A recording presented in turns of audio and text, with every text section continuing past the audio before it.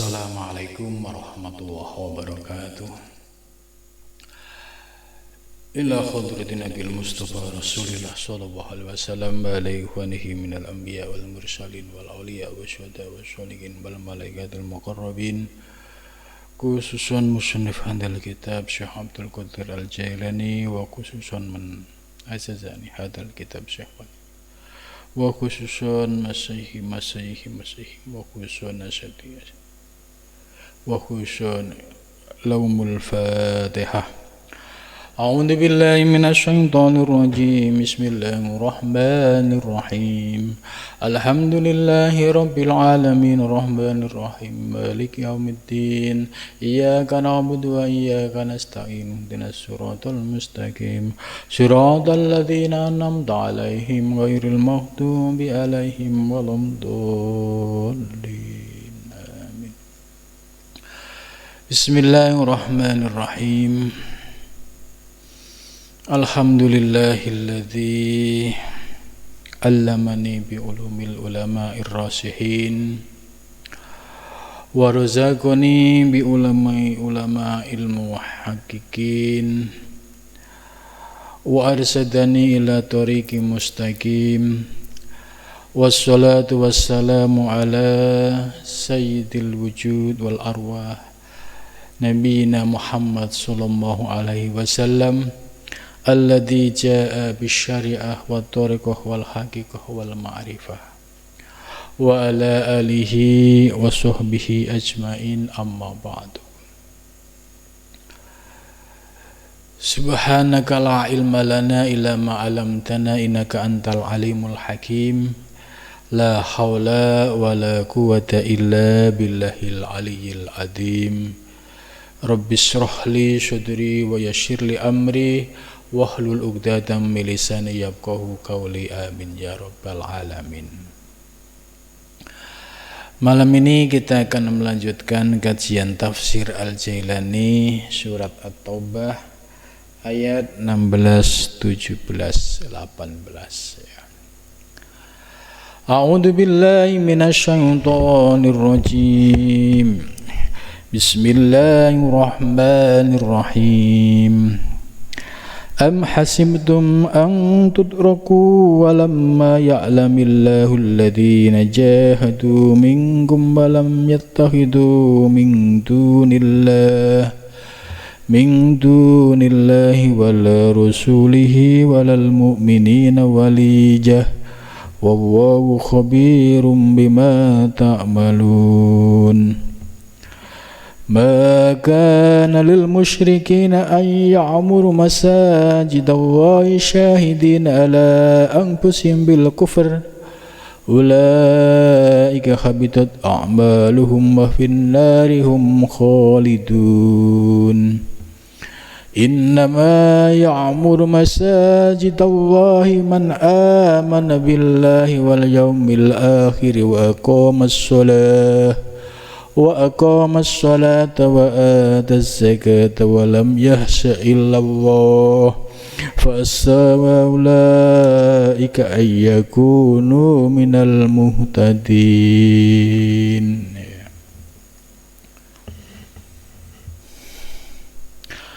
Am hasibtum an tutraku ya.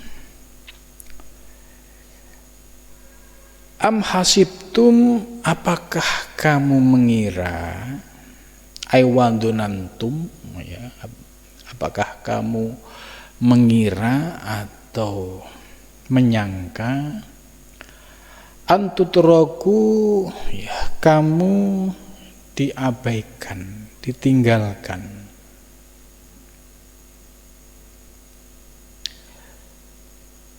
ya.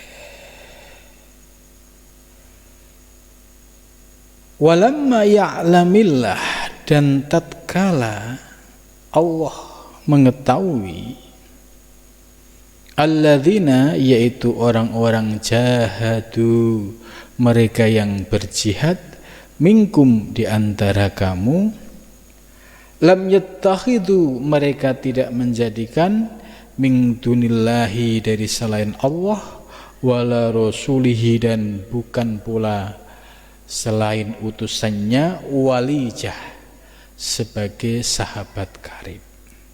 Wallahu khabirum bima ta'malun. Wallahu bermula Allah, khabirun itu maha teliti, ya. Bima dengan sesuatu ta'maluna yang kamu kerjakan.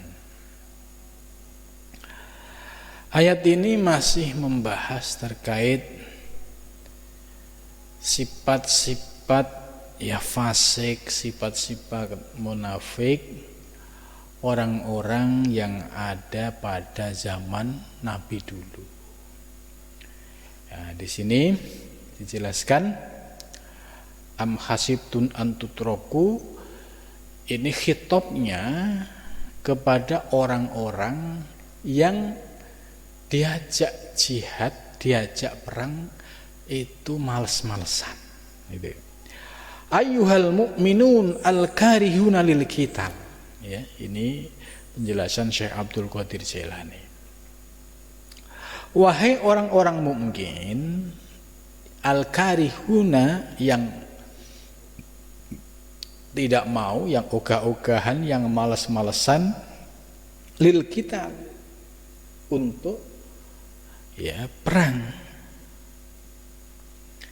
Ya, mereka ketika diajak perang itu dengan berbagai macam cara atau alasan. Ya. Mungkin kalau zaman sekarang ya, kalau diajak perang itu alasannya macam-macam. Ada istrinya sakit, ada urusan ini, ada urusan ini. Nah, orang-orang yang memiliki karakter seperti ini, ya itu tentu selalu ada sepanjang zaman. Zaman Nabi ini sudah dibuktikan dengan ayat ini. Ya, jadi mereka diajak perang, diajak melawan kafir Quraisy ya pada zaman itu ya malas-malesan, banyak alasan, kemudian ujung-ujungnya ya nggak berangkat. Sama dengan zaman sekarang ya. Tantangannya sama.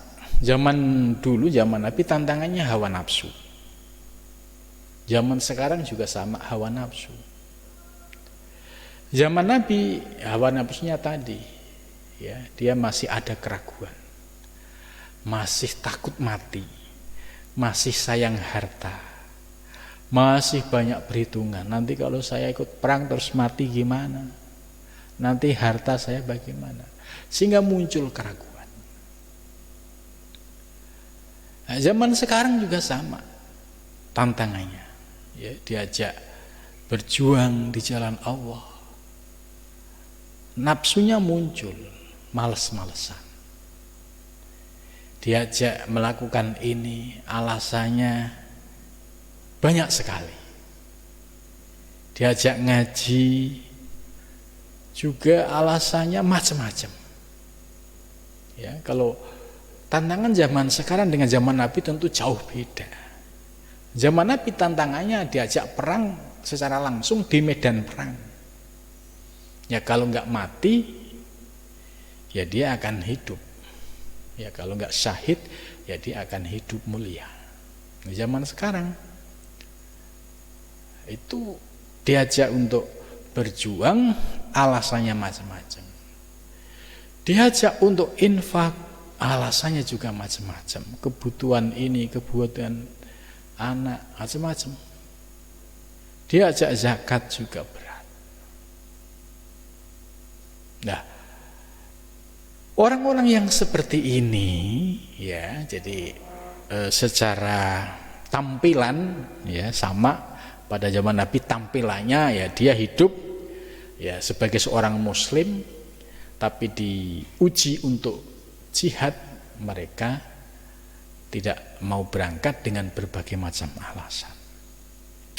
Zaman sekarang juga sama, ya.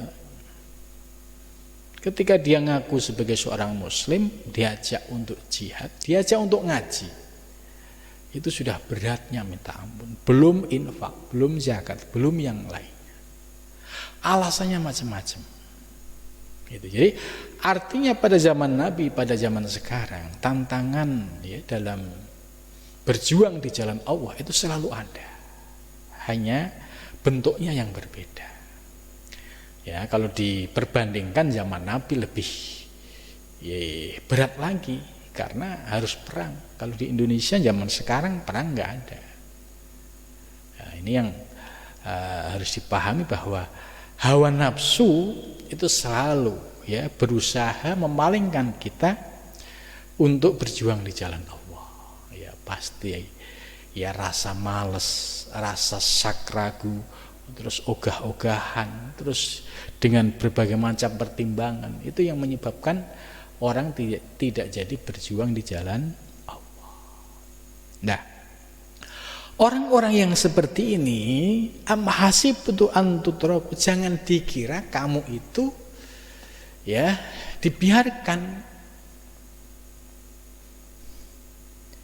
Sebab apa? Sebab sesungguhnya Allah tahu. Ya, Allah tahu. Ketika diajak perang dengan berbagai macam alasan ya Allah tahu. Ya, kalau zaman sekarang ya diajak ngaji, diajak berbuat baik, diajak ketaatan, juga alasannya macam-macam. Padahal waktunya luang, kalau bicara rezeki, rezekinya juga leluasa. Tapi karena ada hawa nafsu yang mendominasi dirinya, inilah akhirnya membuat orang tersebut sulit keluar ya dari tipu daya hawa nafsu. Maka orang-orang yang seperti ini dia tidak sadar padahal Allah itu mengetahui. Artinya rekayasa-rekayasa yang dibuat yaitu berupa beragam alasan ya, namanya orang malas itu alasannya itu macam-macam. Pokoknya macam-macam. Ada 1000 alasan untuk tidak berangkat, untuk tidak ngaji, untuk tidak keluar harta, tidak zakat, infak, itu 1000 alasan. Nah, ayat ini menyadarkan padahal Allah itu mengetahui siapa? Alladzina jahadu, orang-orang yang sungguh-sungguh berjihad. Jadi Allah dan Rasulnya itu tahu mana sahabat yang sungguh-sungguh ya, kerjanya itu benar-benar didasari niat ikhlas lillahi ta'ala. Ya, bukan ya dia di hadapan Rasul nampak kayak seolah-olah rajin padahal di belakang Rasul dia males-malesan. Ya, atau juga ada yang polanya ya ingin tampil, kemudian ya istilahnya mencari muka. Ya, setelah itu ya dia nggak ada kesungguhan. Yang penting kelihatan tampil, cari muka. Ya, dia tergerak untuk melakukan sesuatu kalau dilihat orang. Ya, misalkan ada nabi, wah dia pura-pura rajin. Tapi kalau nabi nggak ada, kembali ke asal. Itu. Nah, penyakit-penyakit seperti ini itu ada sejak zaman Nabi sampai sekarang. Model-model orang yang ya nampak sungguh-sungguh di depan Nabi, kemudian setelah itu dia kembali ke asalnya juga banyak. Ya, nampak dia rajin ya ketika dilihat orang, tapi nggak ada orang, kembali ke asal juga selalu ada. Itulah orang-orang yang seperti ini itu berarti dalam melakukan sesuatu belum ada ketulusan, belum ada keikhlasan. Dia berbuat sesuatu ya dengan perhitungan. Oh, saya berbuat ini, oh iya ada si A, ada si B. Kalau nggak ada, ya nggak dikerjakan. Jadi tantangannya sama antara pada zaman Nabi dengan zaman sekarang. Kalau di dalam hatinya masih ada kefasikan, ya, ada penyakit-penyakit batinnya, sulit untuk ikhlas. Sebab orang ikhlas dan istiqomah itu ya berat. Ya, beratnya gimana? Berbuat sesuatu semata-mata karena Allah, tidak ingin dilihat orang, semangatnya stabil, konsisten, ada orang nggak ada orang, ada nabi nggak ada nabi, ada pengawas nggak ada pengawas, itu semangatnya konsisten. Karena dia sudah menyadari ya bahwa apa yang saya lakukan ini dilihat, disaksikan oleh Allah. Nah, untuk sampai pada tahapan keyakinan ini perlu proses panjang, ya. Gitu. Jadi jangan sampai kita mengekali sifat-sifat yang buruk, ya. Jadi dia akan nampak rajin, ya, kalau ada kepentingannya. Kalau enggak balik asal lagi. Ini tandanya masih dikuasai oleh hawa nafsu. Lah, orang-orang yang seperti ini oleh ayat ini, walamma ya'lamillah, ketika Allah mengetahui siapa orang-orang yang bersungguh minkum di antara kamu, siapa yang konsisten dan tanggung jawab dengan tugas, siapa yang istiqomah, ya, dan tanggung jawab, ya, dengan tugas masing-masing. Ini akan kelihatan. Walam yattakhidhu min dunillahi, dan mereka tidak menjadikan selain Allah wala rasulihi, dan juga tidak menjadikan selain Allah walal mu'minin, dan juga bukan orang mukmin, walijah. Walijah itu sebagai sahabat karib. Ya, jadi mereka tidak sampai menjadikan selain Allah dan juga tidak kepada para rasul dan juga tidak pada orang mukmin itu sebagai walijah. Walijah itu sahabat karib. Wallahu, dan bermula Allah. Ya, khabirun, itu maha mengetahui. Bima, dengan sesuatu, tak maluna, yang mereka lakukan. Nah, dalam penjelasan ini Syekh Abdul Qadir Al-Jailani menjelaskan, aibala innallaha alimun bijami'i ma sodara ankum min alamatil ikhlas wa amaratin nifaq. Ya, ingatlah bahwa Allah Subhanahu wa ta'ala alimun, maha mengetahui, bijami'i ma sodara ankum, dengan segala sesuatu yang muncul atau yang kamu lakukan, min alamatil ikhlas, dari tanda-tanda ikhlas.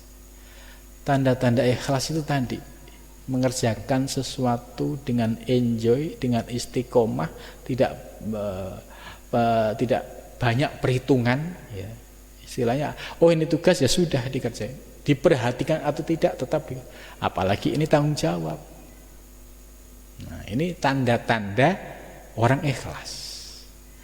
Ya, tanda-tanda wa amatun nifaq, tanda-tanda orang nifaq gimana? Ada nampak rajin, enggak ada enggak dikerjain, balik asal.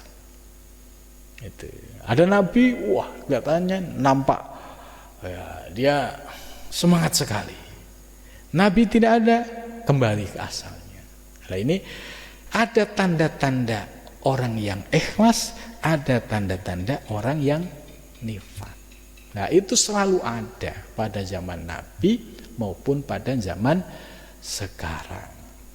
Nah, ayat ini bisa untuk melihat atau sebagai kacamata untuk melihat diri kita. Kira-kira posisi kita ini termasuk orang-orang yang ada di dalamnya keikhlasan dalam melakukan perjuangan di jalan Allah, atau ya di dalam diri kita ada amaratun nifaq, ya, dia kalau berbuat sesuatu itu hanya nampaknya doang, ya kelihatannya doang, tapi sesungguhnya dia tidak bersungguh-sungguh. Ya, ini bisa untuk melihat ke dalam diri kita. Kalau kita dengan jujur melihat diri kita, oh iya ternyata amaratun nifaq masih banyak. Amaratun nifaq masih dominan. Buktinya apa? Ya itu melakukan sesuatu kalau nggak dilihat orang nggak semangat, ya artinya tidak menunjukkan kesungguhan. Oh ini tanggung jawab saya lakukan harus dengan sungguh-sungguh dan ikhlas.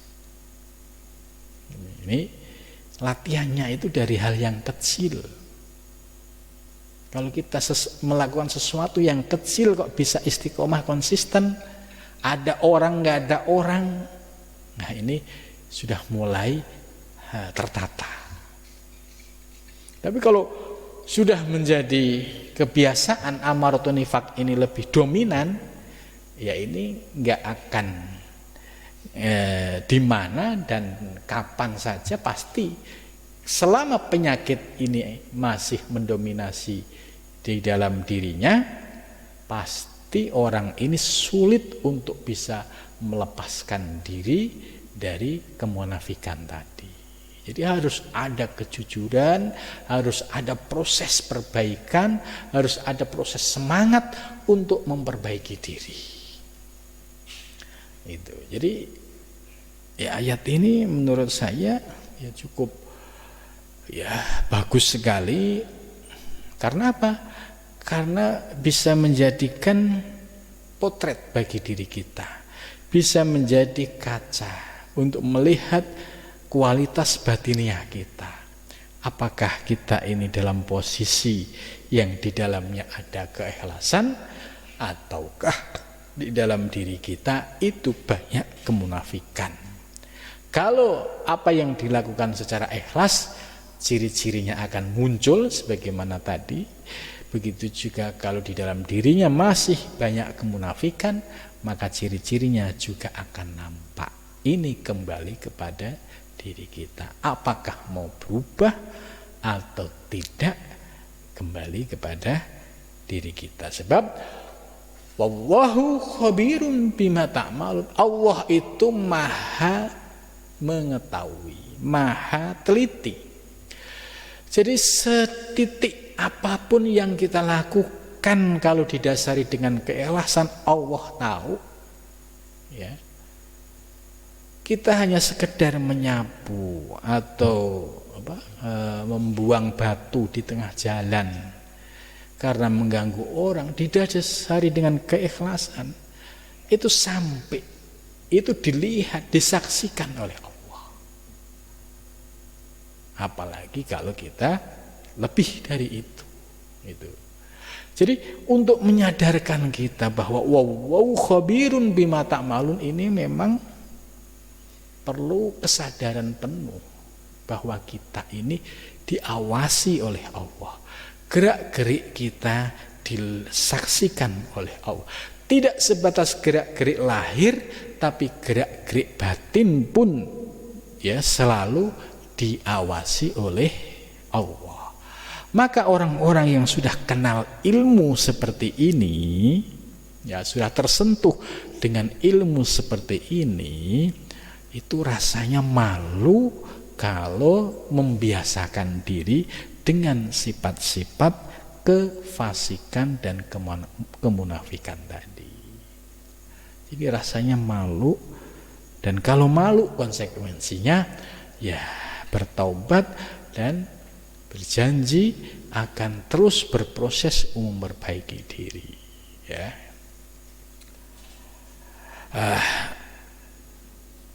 Jadi wallahu khabirum bima ta'malun ini ya kalimatnya sederhana, tapi menggugah, menyadarkan diri kita untuk bisa memahami ayat ini bahwa kita diawasi oleh Allah, gerak-gerik kita diawasi oleh Allah, bahkan gerak-gerik batin kita itu juga diawasi oleh Allah. Ini memang perlu suplai ilmu tasawuf.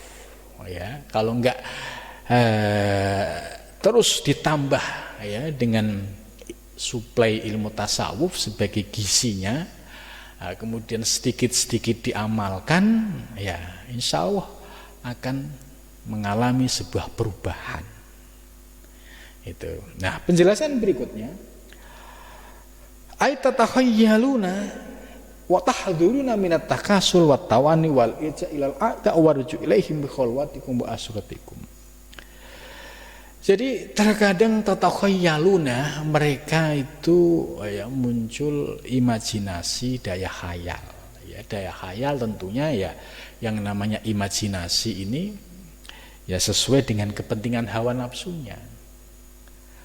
Wa tahduruna, dan mereka datang minat takasul, dari rasa malas. Ini. Jadi akarnya ini takasul, rasa malas. Wa tawani, dan selalu senangnya entar, ya menunda-nunda. Ya, entar ah. Ini tawani. Nah, kemudian wal ilja ilal a'da, dan juga memiliki ya sifat istilahnya ketidakberanian melawan a'da musuh. Waruju ilaihim, dan kembali kepada mereka fi khalwatikum, ya dalam kesendirianmu, wa asrarikum, dan dalam asrarmu, dalam rahasiamu. Itu. Ayat berikutnya, maka nalil musyrikin ayyamuru masajidallah syahidina ala anfusihim bil kufar. Maka tidak sah, tidak layak, tidak boleh lil musyrikin, bagi orang-orang musyrik. Musyrik itu apa? Orang yang menyekutukan Allah. Musyrik di sini maknanya masih umum, ya. Ada syirik khafi, ada syirik jali. Syirik jali itu syirik yang nyata, jelas. Menyembah berhala itu termasuk syirik jali. Mengakui bahwa ada pohon yang memiliki kesaktian, ini juga termasuk syirik jali. Meyakini bahwa batu itu punya kekuatan, ini juga syirik jali. Nah, syirik-syirik yang nampak secara fisik ini termasuk bagian dari syirik jali. Apakah kita termasuk orang-orang yang masih mengekali syirik? Ya, tentu sudah berubahlah. Kalau zaman Nabi, ya orang-orang kafir Quraisy syiriknya jelas. Mereka menyembah berhala, ya, Lata, Uzza, Mana, yang ada di sekeliling Ka'bah dan ada yang ada di dalam Ka'bah. Itu mereka sembah. Itu yang disebut dengan syirik jali. Tapi ketika Islam sudah berkembang, ya seperti kayak kita di Indonesia, ya tentu sudah tidak menyembah berhala lagi sebagaimana orang-orang kafir Quraisy. Tapi apakah kita sudah lepas dengan syirik? Ya belum tentu. Sebab syiriknya sudah, polanya sudah berubah. Nah, contoh tadi, ya, meyakini ada pohon yang dianggap itu pohon yang memiliki kesaktian, ya, atau meyakini ada batu, ada cincin yang memiliki kesaktian dan mengalahkan Allah. Jadi dianggap dia punya kekuatan yang muncul dari dia sendiri, menafikan kekuatan Allah. Ya, ini termasuk bagian dari syirik. Ya, setelah kita bisa membersihkan syirik-syirik jali, ya, yang paling penting adalah membersihkan syirik khafi. Syirik khafi, syirik yang tersembunyi. Syirik yang tersembunyi ini tidak nampak.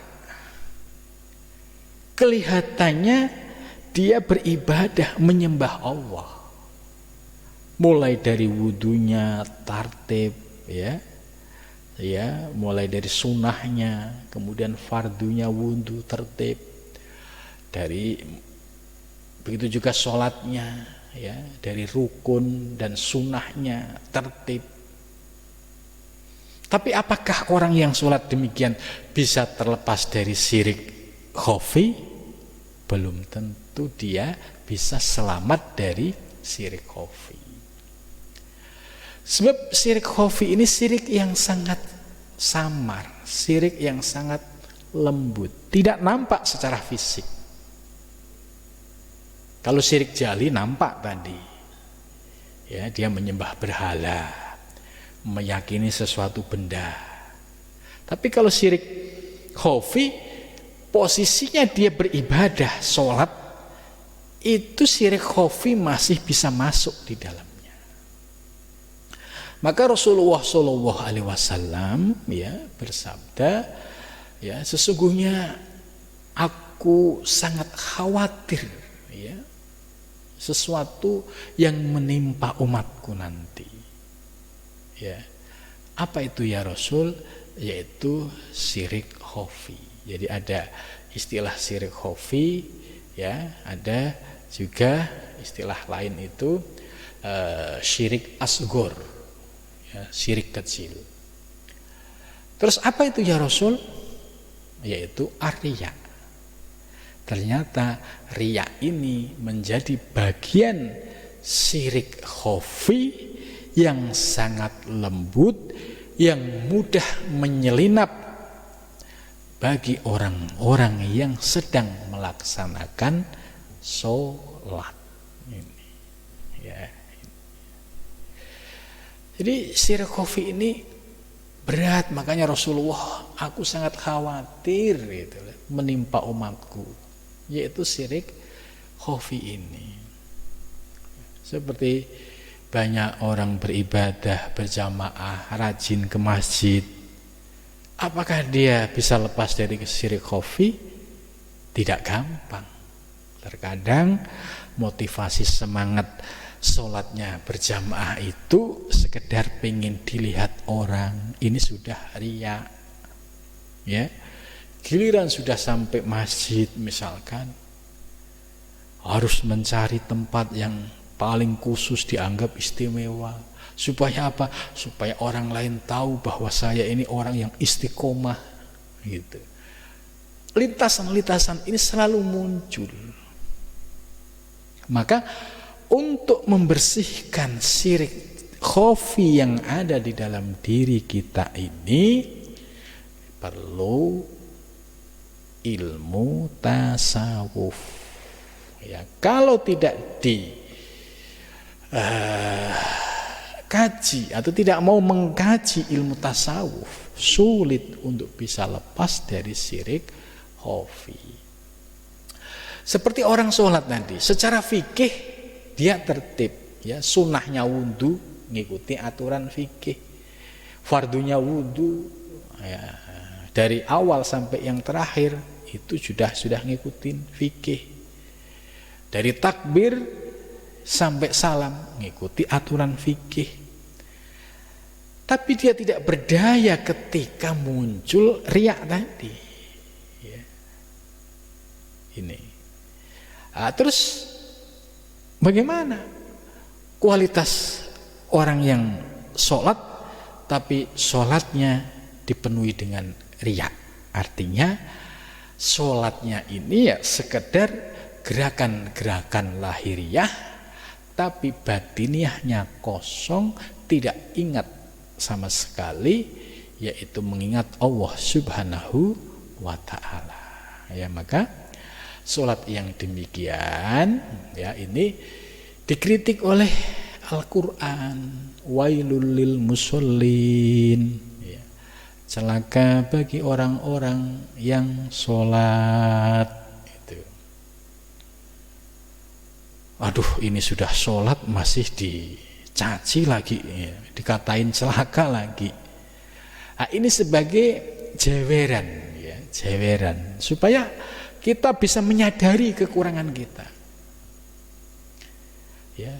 Terus bagaimana ciri-cirinya? Yaitu orang yang sholatnya dalam keadaan sahun, dalam keadaan lalai. Kemudian berikutnya, yuraun, sholatnya selalu dibarengi dengan riya. Selama kita sahun, hatinya lupa kepada Allah, tidak ingat, ya, ketika takbir itu nggak ingat Allah, sampai salam pun nggak ingat. Terus ditambah yuraun, ya,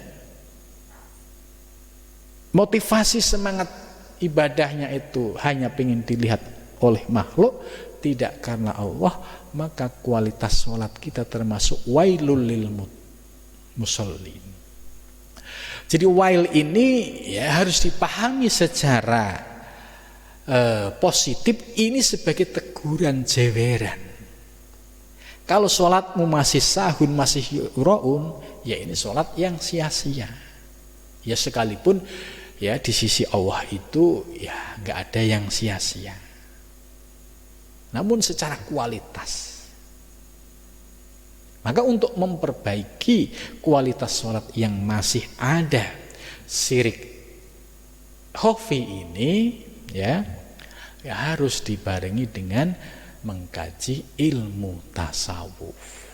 Itu kenapa ilmu tasawuf? Iya ilmu tasawuf yang membahas aspek batiniah, yang membahas soal gerak-gerik hati, yang membahas soal penyakit-penyakit batiniah yang ada di dalam diri kita. Ya, sebab ada hadis yang lebih ngeri, ya. Kalau ayat tadi kan wailul lil musallin, celaka bagi orang-orang yang sholat itu. Jadi ini kritik buat kita supaya kita memperbaiki diri. Jangan lantas sudah sholat aja masih dikatain celaka, terus malas sholat, apalagi ini lebih parah lagi, ya. Sebab di dalam hadis dijelaskan innallaha la yaqbalu amalan fihi misqalu dzarratin min riya.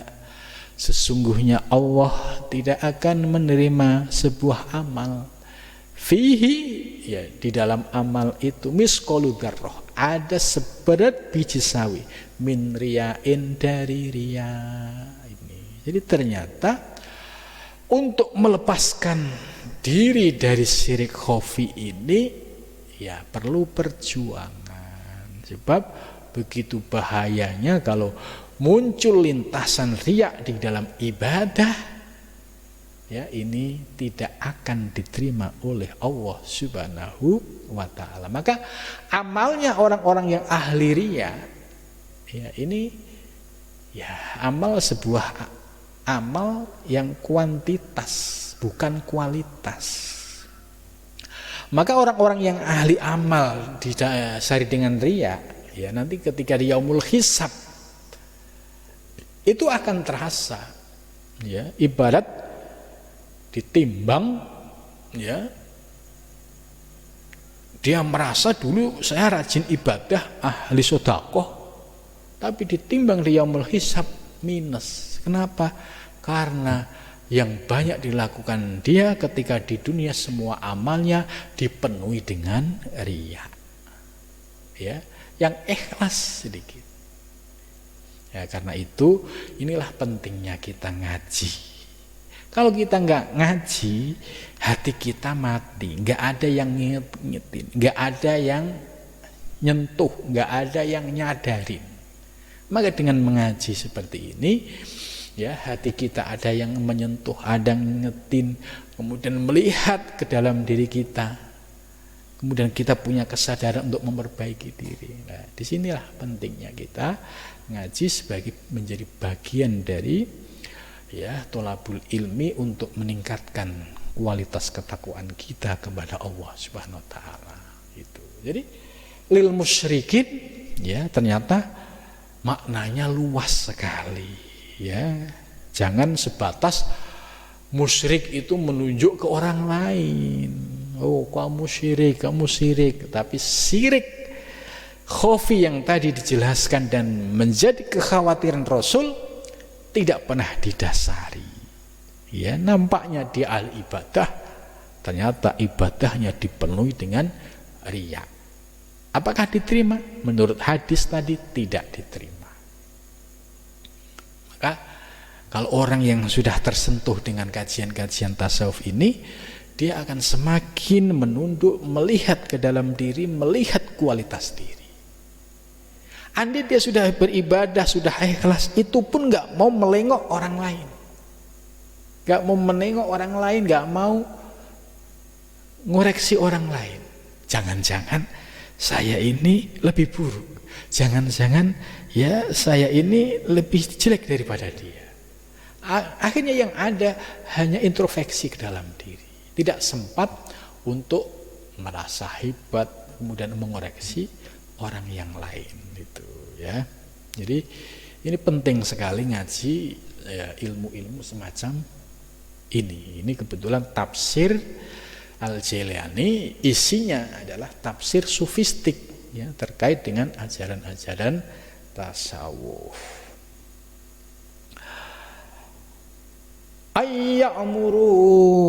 Ayya'muru ya, hendak meramaikan masjid Allah, beberapa atau masjid-masjid Allah. Masjid-masjid Allah ini al-muiddah yang disiapkan li ahlil iman, bagi orang yang iman, liya'budu, supaya mereka beribadah fiha, di dalam masjid, hatta yatahaqqaqu, sehingga mereka yakin gitu. Jadi masjid ini sengaja disediakan, dibuat, didirikan untuk bagi orang-orang yang ahli iman. Untuk apa? Liya'budu, supaya mereka beribadah fiha, di dalam masjid, hatta yatahaqqaqu, sehingga mereka semakin yakin. Bimaqamil ma'rifati, dengan makom ma'rifah. Ma'rifah itu apa? Yaitu makom ma'rifah, mulai mengenal Allah, mulai menyadari ketika takbiratul ihram, Allahu Akbar gitu. Jadi memahami yang dimaksud Allah ya sebagai ismu zat wajibul wujud ya. Kemudian akbar menggunakan tafdhil, artinya maha besar, selain Allah kecil. Penguasa di dunia kecil, kita kecil. Orang yang merasa ngaku kaya kecil, semua kecil. Jadi ketika Allahu Akbar dipahami maknanya ya, dengan memahami Allah sebagai zat wajibul wujud yang laisa kamitslihi syai'un, nah, itu akan merasakan kenikmatannya. Ini yang disebut bimaqamil ma'rifah. Sebab la tasihul ibadah illa bima'rifatil ma'bud. La tasihu, tidak sah apa al ibadah illa bima'rifatil ma'bud, kecuali mengenal siapa yang disembah. Maka kalau kita mau beribadah menyembah Allah, harus mengenal siapa yang kita sembah. Jangan sampai kita sudah beribadah tidak kenal yang kita sembah. Atau jangan-jangan kita menyembah ya imajinasi kita. Contohnya ketika Allahu Akbar ya dimunculkan, diimajinasikan, yaitu kalimat kaligrafi berbahasa Arab alif lam lam ha. Oh, itu Allah, padahal itu tulisan. Nah, kenapa demikian? Karena dia tidak memahami ilmu tasawuf atau ilmu tauhid itu. Maka yang disembah ya imajinasinya. Nah, sebab kalau dia paham dan kenal, tentu dia akan bisa merasakan ya bimaqamil ma'rifah. Zaman Nabi juga sama ya. Pada zaman Nabi membimbing para sahabat ya menjadi hamba-hamba yang soleh ya, terbukti kesalehannya bisa dilihat sebagaimana kesalehan Abu Bakar mendampingi Nabi di dalam berjuang di jalan Allah. Seluruh hartanya digunakan untuk membackup perjuangan Nabi, seluruh hartanya. Ini kalau bukan orang yang hatinya bersih jernih tidak mungkin bisa. Begitu juga sahabat lain, ya, Abu Bakar, Umar, Utsman, Ali, dan sahabat-sahabat lainnya. Itu semua ya merasakan bimaqamil ma'rifah. Wa tauhidi, dan tauhid, ya, tauhidnya tentu ya semakin meningkat kualitasnya, ya, mulai dari kesadaran mereka tidak menyembah berhala, karena berhala ini bikinan manusia, kenapa disembah. Kemudian inni wajjahtu wajhiya lilladzi fataras samawati wal ard. Aku menghadapkan ya wajahku kepada zat yang menciptakan langit dan bumi. Wah, ini baru menyadari tentang keesaan Allah. Hala kaunihim, keadaan mereka, syahidina, mereka menyaksikan, ya, ala anfusihim, atas dirinya, bil kufri, dengan kekufuran. Jadi maksudnya tidak layak untuk meramaikan masjid-masjid Allah, ya sih, masjid sebagai baitullah. Itu bagi orang-orang yang di dalam dirinya masih melekat kekafiran, ya, yaitu wasyirki kaulan, ucapannya masih syirik, ya, karena ya dia meyakini sesuatu selain Allah dianggap Tuhan. Wa fi'lan, dan perbuatannya dia masih menyembah-nyembah batu, menyembah pohon, ya. Orang-orang yang demikian ini nggak boleh untuk meramaikan masjid. Kenapa? Wong dia yang disembah masih selain Allah. Jadi orang-orang yang layak meramaikan masjid, ya orang-orang yang hatinya sudah bersih dari syirik, ya, baik syirik khafi maupun syirik jali.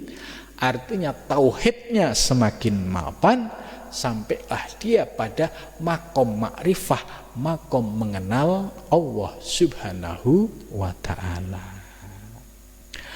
Ulaika, maka orang-orang yang demikian itu, ya, siapa mereka itu? Al-Buddha, orang-orang yang jauh, al-halikun, orang-orang yang rusak, ya, fi tiyahil dolal, dalam kesesatan, habitat, gugur, ya, a'maluhum, amal mereka, seluruh amal kebaikan mereka, ya. Jadi kalau orang meremehkan masjid tapi masih dipenuhi dengan syirik jali maupun syirik khafi, itu habitat a'maluhum, ya, rontok semua amal-amalnya.